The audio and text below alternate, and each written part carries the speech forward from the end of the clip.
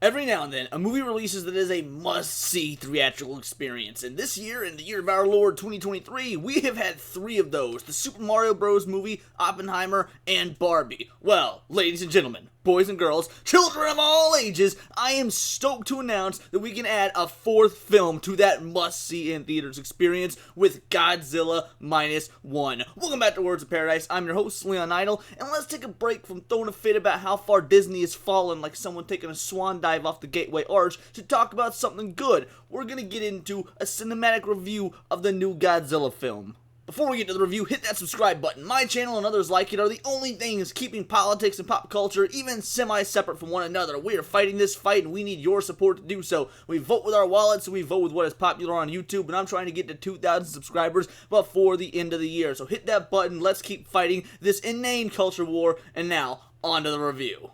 Godzilla Minus One is the first Japanese Godzilla live-action film since Shin Godzilla in 2016, directed by Takashi Yamazaki, and filmed on a budget of $15 million, having already made $23 million, and it hasn't even released in the US yet officially. In fact, that happens tomorrow. Now, I was lucky enough to get an early access fan screening, and my theater was packed. I am not sure if the box office breakdown works the same for Japanese films as it does American films, but let's assume it does. This movie is going to need about 45 mil to break even, and I can say with ease that this is going to absolutely do that. Suffice to say, more people are interested in seeing a giant kaiju committing hate crimes against all of Japan than they are interested in seeing three strong independent women duking it out with space T-Pain. The film takes place between 1945 and 1948 during World War II and its aftermath, when Japan is in a recovery period, rebuilding the cities and lives that were decimated by the US during the war, hence the name Minus One. Yamazaki stated he wanted the film to take place when Japan was at absolute zero, and Godzilla comes in to bring Japan into the negative. And boy, does that absolutely show! Before we get to all the city-destroying goodness that you will no doubt be buying the ticket for, let's talk about all the set dressing. Viewers will absolutely buy that this takes place in the 40s. The city structures, technology, daily attire, and societal norms all reflect the time this story takes place in, proving once and for all that, unlike American films, Japan has no problem not rewriting history because making political or social statements is more important than telling a good story. It's a shame that modern Hollywood writers aren't going to learn from this movie. But, lamenting about Hollywood aside, let's talk about our main character, Koichi Shikishima, played by Ryunosuke Kamiki. I am nailing these names today, guys. He's a World War II kamikaze pilot who chickens out of his job of killing himself in a plane because, well, he's not Muslim. His cowardice allows him to survive, feigning problems with his plane and landing on Odo Island for repairs. In the middle of the night, a tiny Godzilla, no bigger than your average Motel 8 or Gavin Newsom's ego, attacks the airbase, leaving Koichi as one of only 2 survivors. And at this point, the war is over, so Koichi returns home in disgrace, because not liquidating your existence via airplane was apparently disgraceful in the 1940s. He soon takes in a young woman named Noriko and her adopted baby Akiko. Now, this is where the film really shines. Godzilla films are often noted for having boring human characters that serve more to pad for time than actually further the narrative. And let's be real, it's a Godzilla movie. You're watching to see if a city's insurance covers acts of giant bipedal lizard. You're not exactly expecting a J-drama. And in the past, writers have known that, so the human stories were thrown together more haphazardly than an atom bomb ordered from IKEA. But then you have director Takashi Yamazaki, mad lad that he is, trying something revolutionary by stopping to say, wait a minute, what if we made a Godzilla film where you actually cared about the characters? And the results speak for themselves. This is, without a doubt, the best human story in a Godzilla film since probably the original in 1954. I found myself genuinely caring about Shikishima, Noda, Noriko, and all the rest because the film takes its time to flesh them all out. You know their roles, their backstories, their wants, their dreams. In all reality, Godzilla only appears about 4 times in total over the course of the 2-hour movie, but every time he appears, it's justified and you're on the edge of your seat because of how well thought out the characters are, and you feel for them and their survival. Also, let's talk about the music. The score is flat out brilliant in this movie, but unlike a lot of modern American films, it's not afraid to put the music on hold to give the scene time to atomic breathe. However, when the music does kick in, it runs the gamut of action-packed, somber, intrepid, and classic. You heard that right, classic. But not in the Disney Star Wars, hey, do you remember Boba Fett sort of way. I guess the best way to put it is, you remember how in the recent Halloween movies they took every opportunity to use the classic Halloween piano riff even when it didn't fit or wasn't necessary for the scene whatsoever? Yeah, this film does the opposite of that.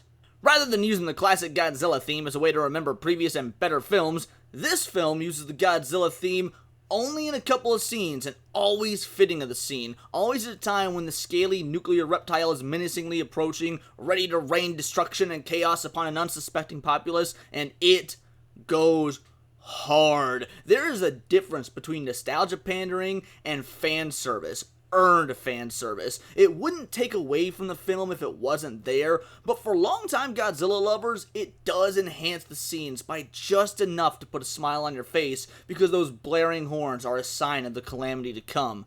And speaking of calamity, the moment y'all been waiting for, let's talk about the king of the monsters himself, Godzilla. This is one of the most frightening, intimidating, and vicious looking Godzillas to date. Notably, because of his eyes, they are dead. Don't get me wrong, like, that's a compliment. They're like American Girl doll eyes, realistically detailed, but somehow dead and emotionless, giving the impression that you are dealing with an animal. And while I do enjoy the more expressive eyes that the American Legendary Pictures version gave us, helping us get into Godzilla's thoughts and whatnot, this version's rabid, rage-driven, tunnel vision dead eyes are far more frightening to gaze upon. It removes all humanity from the creature that so many other films have given him. Combine that with his obsidian armor-looking scales, teeth the size of Volkswagens, and slow, lumbering walk, I audibly said out loud, "Fuck that," when gazing upon him in the second major action scene. And any film that can get you to spontaneously utter a statement of fear in a pet theater is without a doubt doing its job right.